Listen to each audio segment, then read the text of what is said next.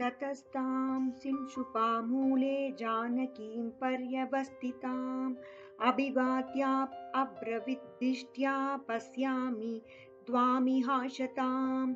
ततस्तं प्रस्थितं सीता वीक्षमाणा पुनः पुनः भर्तृस्नेहान्वितं वाक्यं हनुमन्तम् अभाषत। काममस्य त्वमेवैकः कार्यस्य परिसाधने पर्याप्तपरवीरज्ञ यस्यस्ते बलोदयः।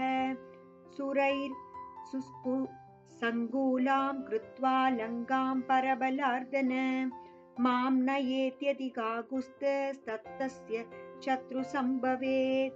तत्यथा तस्य विक्रान्तमनुरूपं महात्मनः भवेदाह वसुरस्य तथा त्वमुपादय।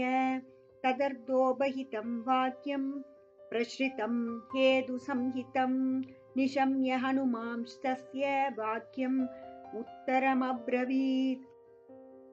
क्षिप्रमेष्यधिकागुस्त्रो हर्य दुष्परवरैर्वृतः यस्ते युधि विजित्यारिन् शोकं व्यपनयिष्यति।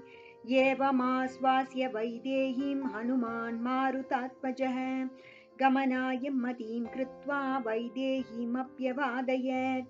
ततः स कपिशार्दूल स्वामी सन्दर्शनोत्सुकः आरुरोह गिरिश्रेष्ठमरिष्टमरिमर्दनः तुङ्गपद्मजुष्टाभिर्नीलाभिर्वनराजिभिः सोत्तरीयमिवाम्बोधैः शृङ्गान्धरविलिम्बिभिः बोध्यमानमिवा प्रीत्या दिवाकरैकरैः शुभैः।